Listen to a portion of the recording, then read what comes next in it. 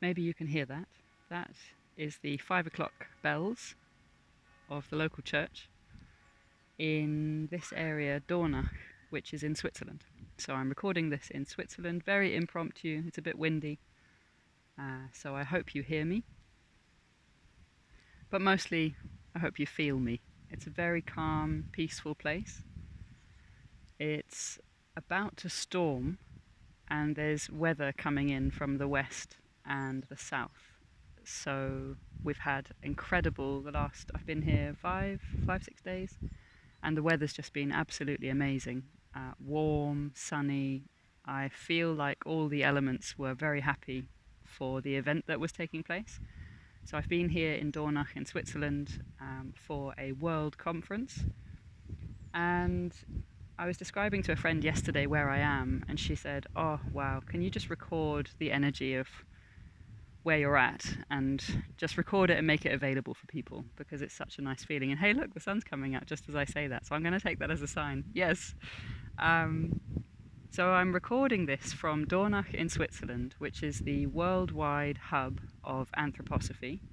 Don't worry if you can't say it, I couldn't say it to begin with either. Anthroposophy, anthropos, human being, Sophia, wisdom, wisdom of the human being, anthroposophy. And this location is the worldwide hub for anthroposophy, and that's the philosophy that sits behind lots of amazingly good things in the world, like Waldorf Steiner education, biodynamic agriculture, a lot of architectural movements. I found out this week an incredible chair. Most of you will have seen it and known it, but it's that one with just the metal, and it's like the wooden ones from IKEA, where it's just one bit of wood that kind of does this curving shape. But this one's made of metal, and then you have fabric in between it. And apparently that was patented by a guy who was really inspired by Rudolf Steiner, who brought this philosophy into the world 100 years ago. And this guy loved the organic concepts of architecture and design principles so much that he then designed this chair.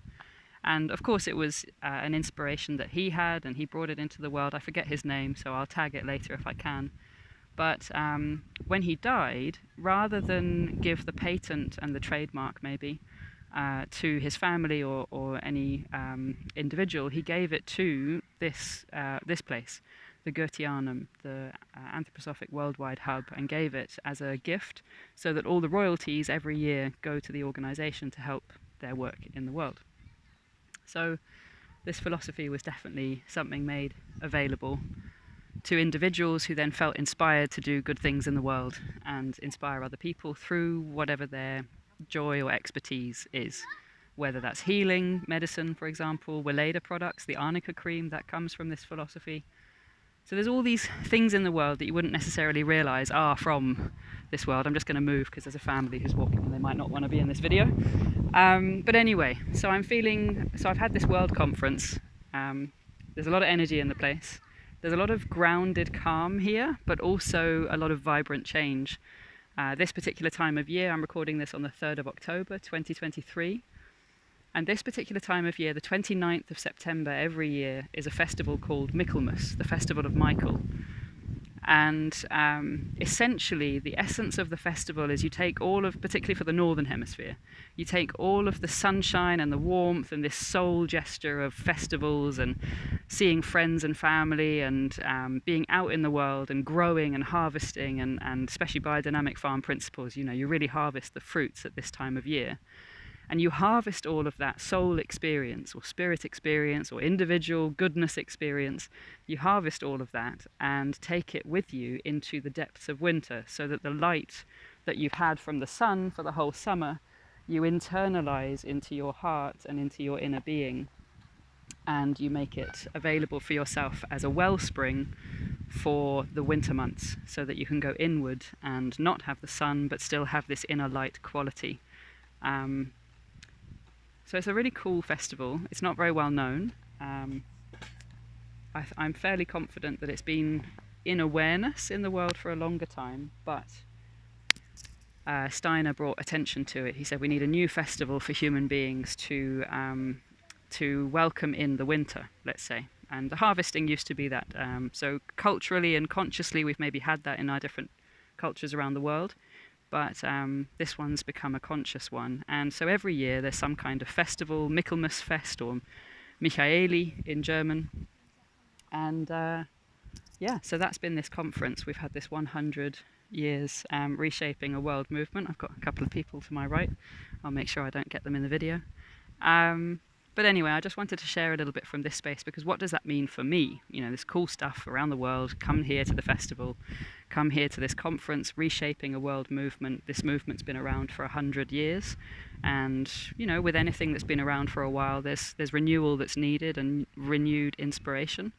So I suppose for me, the renewed inspiration for myself is, a few weeks ago I would have done those videos on Facebook and kind of offered and said, yeah, there's something about the energy at the moment, there's something about my own desire to be a bit more available in the world and available with what I know and what I've learned, what I've discovered, especially as a personal healing journey, which I won't go into on this video, which I always say every video. One day I will go into it, but to be honest, actually, there was something from, I was here for a conference 2 weeks ago as well, the medical conference, which every year they gather and have a conference for medical professionals who are working out of this philosophy and principle. And the philosophy is really about recognizing the human being as more than just a physical body, and also a soul and spirit experience as well, and something, and a person and a being that is very much connected with nature. So hello nature, hello oak tree. This is my favorite spot in the whole area, this oak tree and this bench. So the medical conference was a couple of weeks ago, and there was one principle in there which was very personal for me, which was Adam Blanning, who is a pediatrician, I think, or a family and a GP and family doctor in the USA. He was giving a talk about the 12 senses. So we know the 5 senses as a kind of, you know, most people will know the 5 senses: touch, taste, smell, sight, and hearing. But Steiner described 12 senses, and those four lower senses, well, lower senses and then upper senses, and the lower senses being the feeling, the sense for life, the sense for movement, the sense for balance, the sense for touch, and then the sense for smell, the sense for taste, the sense for vision, sight, and then upper senses, more the sense for thought, the sense for word, and this is the wrong order now, but the sense for warmth, the sense for, well, I can't remember them all now, but what was really striking for me in the way that he brought those senses was, if you spend a lot of time going through the upper senses, which is the ones that are more to do maybe with cognition, so your spirituality, or you're thinking a lot about meta-narrative, you're thinking a lot about outer thoughts and concepts, and concepts really, and you don't spend enough time thinking about your grounded daily habits, your daily life, these lower senses of movement, balance, you know, going for a walk, spending time in nature, you can become very unbalanced in yourself as a person, and your constitution can change, and then that can also contribute to you becoming ill. So he said that, and rather than it being knowledge that I hear and then go away and go, oh, how does that affect my life? What it felt like was, I've been working with that principle myself in my own healing journey in the last year, 2 years, really slowing down and concentrating on my daily habits and my daily rhythms in life, to re-establish my sense of strength and sense of self and sense of warmth within myself, rather than the kind of cold, separated feeling or isolation that I had been feeling before. A few years ago, which can also feel like depression and that sort of thing. So I've been kind of working with that principle without knowing that it was related to those senses. And so hearing that at the conference last week was in the medical conference, was very inspiring and very grounding for me, realizing, you know, what I've been intuitively sensing for myself is a phenomenon which is well understood by medical professionals who are working in this way, out of anthroposophic medicine, and really working with establishing that feeling for life, feeling for rhythm, feeling for sense, balance, those sorts of things, movement. So that was, you know, why do I come here? Why do I come to these conferences? What's so special about this particular time?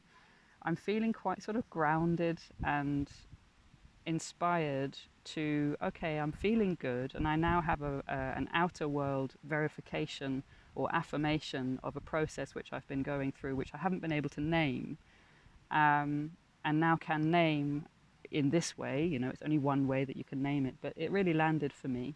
And he's actually now written a book called, Adam Blanning, that is, who was giving this talk. He wrote a book called Raising Sound Sleepers, because a lot of children struggle falling asleep, and they're scared of falling asleep, separation anxiety, whatever it might be. And working on those lower senses can be really soothing for them before they go to sleep. So if a child, one example that he gave was if a child is really attached to milk and the taste sense, giving them some smell, other things to smell, expanding their repertoire in the smell area can bring a level of soothing to the nervous system. Then the next one from smell would be touch. So, you know, massage or swaddling or that sort of thing. So none of what I say is meant as expert advice, but it's really inspiring to think of these kind of practical rhythmic steps along a pathway that are available through this kind of knowledge. And I really enjoy learning it, and as you can tell, it's quite exciting. I'm enjoying the sunshine shining on my face as I talk about it. But yeah, so I'm about to leave this area. It's the end of a run of conferences for me. I had a really wonderful call with a friend yesterday, and that's where the inspiration for this video came from, to just talk from this place authentically about what's going on for me and what's available here, but also what it means for me.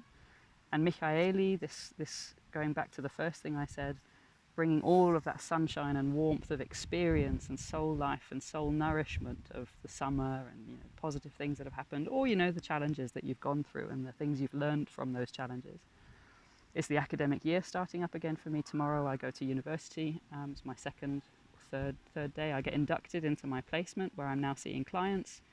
So, you know, there's a sense of renewal happening in my life too. Second year of an academic course to become a psychotherapist and counsellor,